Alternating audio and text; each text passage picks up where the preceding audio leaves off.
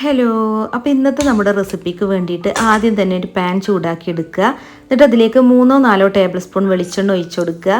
പിന്നെ അതിലേക്ക് 1/2 ടീസ്പൂൺ കടുകും 1/2 ടീസ്പൂൺ വലിയ ജീരകമാണ് കേട്ടോ ഇട്ടുകൊടുത്തത്. കടുകൊക്കെ പൊട്ടിയതിന് ശേഷം ഇതിലേക്ക് 4 വലിയ സവാള സ്ലൈസ് ചെയ്തതാണ് കേട്ടോ ഇട്ടുകൊടുക്കുന്നത്. തിന്നായിട്ട് കട്ട് ചെയ്തെടുക്കണം. പിന്നെ കുറച്ച് ഉപ്പും അതുപോലെ 1/2 ടീസ്പൂൺ പഞ്ചസാര കൂടി ഇട്ട് കൊടുത്തിട്ട് ജസ്റ്റ് ഒന്ന് മിക്സ് ചെയ്യുക കേട്ടോ. ഉപ്പും പഞ്ചസാര ഇട്ട് കൊടുത്ത സവാള പെട്ടെന്ന് വാടി കിട്ടും. അതുപോലെ അടച്ച് വെച്ചിട്ട് വേവിക്കുകയാണെന്നുണ്ടെങ്കിൽ പെട്ടെന്ന് ഒന്നും കൂടെ വെന്ത് കിട്ടും കേട്ടോ. കാരമലൈസ് ആയിട്ട് കിട്ടാൻ വേണ്ടിയിട്ടാണ് പഞ്ചസാര ചേർക്കുന്നത്. പിന്നെ ഒരു ടീസ്പൂൺ വെളുത്തുള്ളി ഇഞ്ചി ചതച്ചതാണ് ഇട്ട് കൊടുത്തത്. പിന്നെ ഒരു തണ്ട് കറിവേപ്പില കൂടി ഇട്ട് കൊടുക്കുക കേട്ടോ.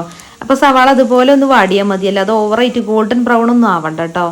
ഇനി ഇതിലേക്ക് തക്കാളി ഇട്ട് കൊടുക്കുക. ഞാനിപ്പോൾ വലിയ 2 തക്കാളിയാണ് ഇട്ട് കൊടുത്തത്. നല്ല വലിയ തക്കാളി അല്ല കേട്ടോ, മീഡിയം വലിപ്പത്തിലുള്ള 2 തക്കാളി കട്ട് ചെയ്തതാണ് ഇട്ട് കൊടുത്തത്. തക്കാളിയും തിന്നായിട്ട് കട്ട് ചെയ്യുകയാണെന്നുണ്ടെങ്കിൽ പെട്ടെന്ന് വാടി കിട്ടും കേട്ടോ. അപ്പോൾ തക്കാളി വെന്തുടയുന്നത് വരെ കുക്ക് ചെയ്തിട്ടുണ്ട്. അടച്ചു വെച്ചിട്ട് വേവിച്ചാൽ മതി കേട്ടോ. ഇതിലേക്ക് പൊടികൾ ഇട്ട് കൊടുക്കാം. 1/4 ടീസ്പൂൺ മഞ്ഞൾപ്പൊടിയും 1 ടേബിൾ സ്പൂൺ മുളക് പൊടിയും പിന്നെ 1 ടീസ്പൂൺ കുരുമുളക് പൊടിയും പിന്നെ നല്ലൊരു ഫ്ലേവർ കിട്ടാൻ വേണ്ടിയിട്ട് 1/2 ടീസ്പൂൺ വലിയ ജീരകം പൊടിച്ചതാണ് കേട്ടോ. പിന്നെ ഒരു 1/4 ടീസ്പൂണിൻ്റെ അടുത്ത് ഗരം മസാലയാണ് ഇട്ട് കൊടുക്കുന്നത്. അപ്പോൾ ഇതിൻ്റെ ടേസ്റ്റ് നല്ല പോലെ കൂട്ടാൻ വേണ്ടിയിട്ടാണ് കേട്ടോ നമ്മൾ ആദ്യം കുറച്ച് വലിയ ജീരകം ഇട്ട് കൊടുത്തു. അതുപോലെ പിന്നെ വലിയ ജീരകം പൊടിച്ചതും ചേർക്കണം കേട്ടോ. അപ്പോഴാണ് നമ്മൾ ഉണ്ടാക്കുന്ന ഈ റെസിപ്പി നല്ല അടിപൊളി ടേസ്റ്റ് ആവുക.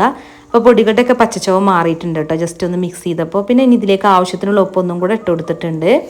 പിന്നെ ഞാനിവിടെ 4 മുട്ട പുഴുങ്ങിയെടുത്തിട്ടുണ്ട് കേട്ടോ. നല്ല പോലെ പുഴുങ്ങിയതാണ്. തൊലിയൊക്കെ കളഞ്ഞിട്ട് ഇനി ഇതിലേക്ക് ഇട്ട് കൊടുക്കുക. ഇനി ഈ മുട്ട കവർ ചെയ്യുന്ന രീതിയിൽ ജസ്റ്റ് മസാല അതിൻ്റെ മുകളിലേക്കൊന്ന് ഇട്ട് കൊടുക്കുക കേട്ടോ. ഈ സമയത്ത് നമ്മൾ ഉപ്പും പുളിയും ടേസ്റ്റും ഒക്കെ നോക്കണം കേട്ടോ, എന്നിട്ട് വേണം അങ്ങനെ ചെയ്യാൻ. ഇനി ഇത് അടച്ച് വെച്ചിട്ടൊരു 5 മുതൽ 10 മിനിറ്റ് വരെ ലോ ഫ്ലെയിമിൽ കുക്ക് ചെയ്യുക കേട്ടോ.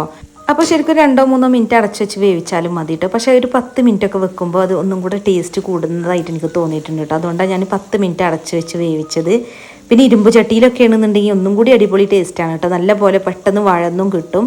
പിന്നെ മല്ലിയില കുറച്ച് ചെറുതായി കട്ട് ചെയ്തതും കൂടെ ചേർത്തിട്ടുണ്ട് കേട്ടോ. അങ്ങനെ ചെയ്യുമ്പോൾ നല്ല കൂടുതൽ ടേസ്റ്റായിട്ട് തോന്നിയിട്ടുണ്ട്. പിന്നെ നല്ല ഗ്രേവി വേണമെന്നുണ്ടെങ്കിൽ കുറച്ച് വെള്ളം തിളപ്പിച്ചിട്ട് ചേർക്കാം കേട്ടോ. പക്ഷേ അങ്ങനെ ചെയ്യുമ്പോൾ എനിക്കിതിൻ്റെ ടേസ്റ്റ് കുറഞ്ഞതായിട്ടാണ് കേട്ടോ തോന്നിയിട്ടുള്ളത്. അതുപോലെ മുട്ട വേണമെന്നുണ്ടെങ്കിൽ വരഞ്ഞിട്ട് മസാല പിടിക്കാൻ വേണ്ടിയിട്ട് അങ്ങനെയും ചെയ്യാം. പക്ഷേ എനിക്ക് അങ്ങനെ ഇഷ്ടമല്ല കേട്ടോ. അതുപോലെ വെള്ളം ചേർക്കണോ ഇഷ്ടമല്ല. ഇങ്ങനെ ചെയ്യുമ്പോഴാണ് എപ്പോഴും മുട്ട റോസ്റ്റ് നല്ല അടിപൊളിയായിട്ട് കിട്ടാറുള്ളത് കേട്ടോ.